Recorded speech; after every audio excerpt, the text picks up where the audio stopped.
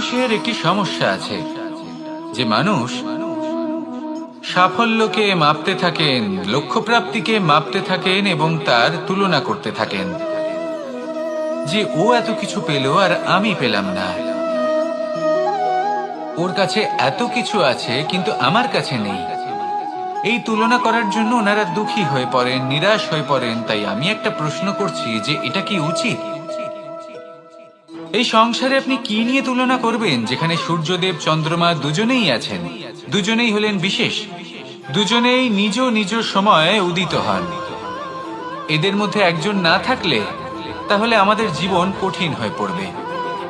ঠিক সেইভাবেই আপনি যদি একটা বড় রেখা অঙ্কন করেন তাহলে অন্য রেখাটি ছোট হয়ে পড়ে না, সে তেমনই থাকে যেমনটা সে ছিল। আপনার অস্তিত্ব কখনো ছোট বা বড় হতে পারে না। শুধু তুলনা করার জন্য আপনার এটা মনে হতে পারে। যদি আপনি যুদ্ধ করতে চান আপনার তলোয়ারের প্রয়োজন পড়বে। যদি বস্ত্র তৈরি করতে চান এত বড় তলোয়ার দিয়ে কিছুই হবে না, তখন প্রয়োজন পড়বে একটা ছোট্ট সূচের।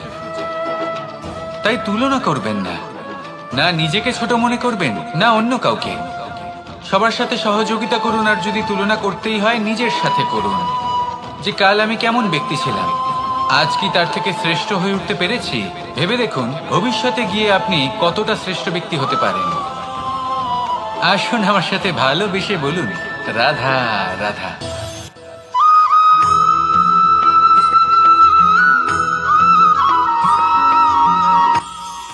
এটা হলো ধান গাছ। এর থেকে যে চাল উৎপন্ন হয় তা মানুষ গ্রহণ করেন।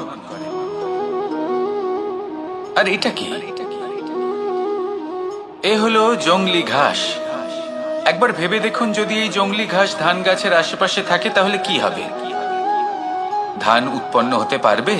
তা উৎকৃষ্ট হতে পারবে? আমরা কি তা গ্রহণ করতে পারবো? কখনোই নয়। এই জংলি ঘাস ধানকে নষ্ট করে দেবে, কিন্তু নিজে জীবিত থাকবে। এটাই হলো আজকের শিক্ষা।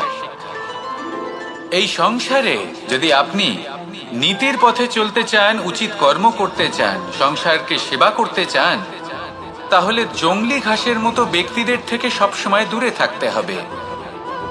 সেই ব্যক্তি যারা দুর্নীতি এবং মিথ্যা দ্বারা পরিপূর্ণ, যাদের ব্যবহার অশুভ, যাদের অনেক অশুভ গুণ রয়েছে, তারা সঠিক নয়। সেই সকল ব্যক্তি যাদের চরিত্র অত্যন্ত দুষ্ট হয়, তারা হয় শুভ চরিত্রের ব্যক্তিকে একদম নষ্ট করে দেয়, নয় নিজের মতো বানিয়ে তোলে। তাই যদি আপনি নীতির পথে চলতে চান, এই সংসারের জন্য শুভ কর্ম করতে চান, তাহলে সেই সঙ্গ লাভ করুন যে সঙ্গ জ্ঞানে পরিপূর্ণ, যাদের মধ্যে অনেক গুণ আছে, যাদের থেকে প্রতিদিন কিছু শিখতে পারবেন। এমন ব্যক্তির সাথে জীবন অতিবাহিত করুন। দুরাচারীদের থেকে দূরে থাকুন। তবেই এই মন প্রসন্ন হয়ে বলবে রাধা রাধা।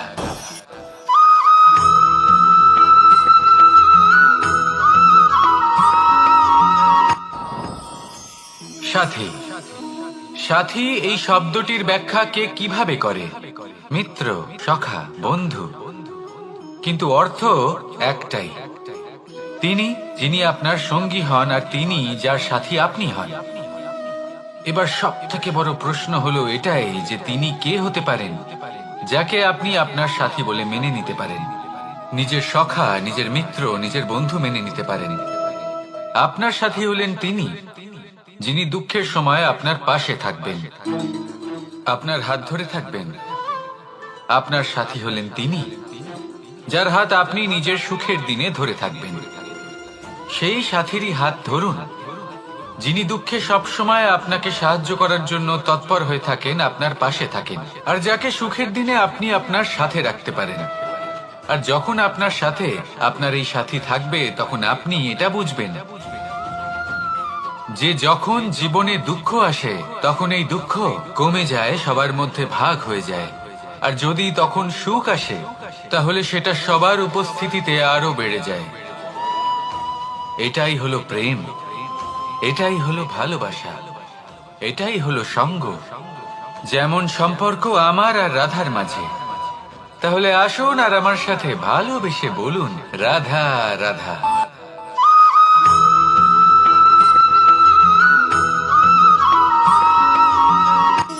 কথায় আছে অন্ধকারে প্রদীপ প্রজ্বলিত করলে চতুর্দিক আলোকিত হয়, কিন্তু যদি এই প্রদীপ আমি সূর্যের আলোর সম্মুখে সকালবেলায় প্রজ্বলিত করে রেখে দিই, তাহলে কি হবে?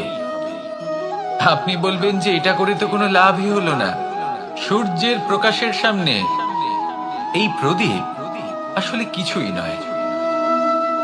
এবার এই চিন্তা ভাবনা প্রত্যেক দিন করতে হবে, আর একটা অমূল্য শিক্ষা পেতে হবে। মনে করুন যে আপনি মহাপুরুষের সামনে বসে আছেন, কোনো মহাজ্ঞানীর সামনে। তাহলে সেই ব্যক্তির সামনে নিজের জ্ঞানের প্রদীপ প্রজ্বলিত করবেন না, নীরব থাকুন, আর সেই ব্যক্তির সূর্যের প্রকাশের মতো জ্ঞান প্রাপ্ত করুন। যতটা পারবেন জ্ঞান লাভ করুন। যদি এমন কোনো সময় এমন কোনো স্থানে আপনি আছেন যেখানে চতুর্দিক অন্ধকার, কারোর কাছেই জ্ঞান নেই, সেখানে নিজের জ্ঞানের প্রদীপ প্রজ্বলিত করুন।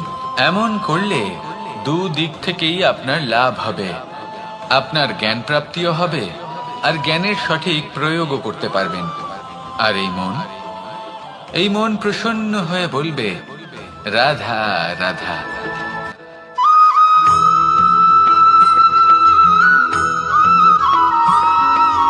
প্রত্যেক মানুষ নিজের জীবনে হীরক তথা হীরে এবং দর্পণ এই দুই দেখেছেন। এই দুই হলো সাদা, এবং এরা দুজনেই আলোর প্রতিফলন ঘটায়, এবং এরা দুজনেই উজ্জ্বল হয়ে ওঠে। আপনি হয়তো মনে মনে ভাবছেন যে এটা কি ধরনের তুলনা করছি। একটা হীরে তো রত্ন, তার মূল্য দর্পণের থেকে অনেক গুণ বেশি। কিন্তু হীরে থাকাতে দর্পণের মূল্য কিন্তু কোনো অংশে কমে যায় না, তাই না? মানুষ যখন হীরে নিজের হাতে নেয় তখন সবার আগে কি খোঁজে? দর্পণ, যাতে তার মধ্যে দিয়ে দেখে সে বুঝতে পারে যে সেই হীরে আদৌ তার শোভাবর্ধন করছে কিনা, তাকে ভালো দেখাচ্ছে কিনা, প্রসাধনের জন্য সেটা ব্যবহার করা ঠিক হবে কিনা।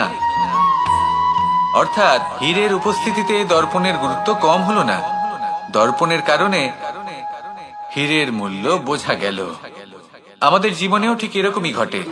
আপনারা যদি সংসারে নিজের আশেপাশে দেখেন, এমন অনেক মানুষ দেখতে পাবেন যারা নিজেদের ক্ষেত্রে মহান স্থানে পৌঁছেছেন, নিপুণ এবং শ্রেষ্ঠ হয়েছেন। আর তাদের মধ্যে আপনার নিজের মনে হয় যেন আপনি হলেন দর্পণ। নিজেকে ছোট মনে করবেন না। আপনার মূল্য কম হচ্ছে না, আপনার নিজস্ব মূল্য আছে। আর যদি আপনার অস্তিত্ব না থাকে, তাহলে ওনাদের অস্তিত্বের মূল্য সংসার বুঝতেই পারবে না। জীবনে সবসময় চেষ্টা করবেন যাতে আপনি আরো বেশি শ্রেষ্ঠ হয়ে উঠতে পারেন। আপনি নিজে যে স্থানে আছেন সেটাকে ছোট মনে করবেন না, তারও নিজস্ব একটা মূল্য আছে। যদি আপনি হীরে হয়ে থাকেন তাহলে অহংকার করবেন না, যদি আপনি দর্পণ হয়ে থাকেন তাহলে নিজেকে ছোট মনে করবেন না। আসুন আর আমার সাথে ভালোবেসে বলুন, রাধা রাধা।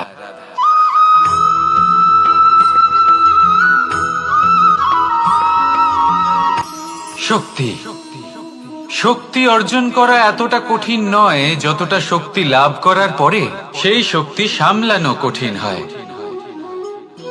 কারণ যেই মানুষ শক্তি লাভ করে তার মনে গর্ববোধ জন্মায়, জন্মায় অহংকার, জন্মায় জেদ। তাই শক্তি প্রাপ্ত করার সাথে বিনম্র থাকাও অত্যন্ত আবশ্যক।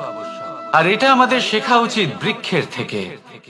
বৃক্ষ যা আমাদের ফল দেয়, বৃক্ষ যা যত ফল দেয় ততটাই ঝুঁকে যায়। আমরা পাথর মারি ওই বৃক্ষের থেকে ফল প্রাপ্ত করার জন্য। সেই পাথরের মার সহ্য করেও বৃক্ষ আমাদের ফল দেয়। কোনো গর্ববোধ নেই, কোনো অহংকার বোধ নেই। আর সেই জন্য এই বৃক্ষের পুজো করা হয়। এটাই হলো মাহাত্ম্য শক্তির সাথে বিনম্রতা। যদি এই শক্তির সৃজন করে থাকে, সাহায্য করে থাকে, সম্বল হয়ে থাকে, তবেই সেই শক্তি উপযুক্ত। আর নয়তো সেই শক্তি একদিন আপনাকে আসক্ত অবশ্যই করবে। তাহলে শক্তি অবশ্যই অর্জন করুন, কিন্তু তার সাথে সেই শক্তি সামলানোর মতো বিবেকও আপনাকে অবশ্যই জাগ্রত করতে হবে।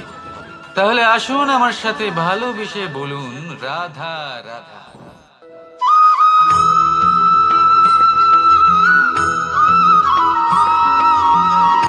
কথায় আছে, অন্ধকারে প্রদীপ প্রজ্বলিত করলে চতুর্দিক আলোকিত হয়।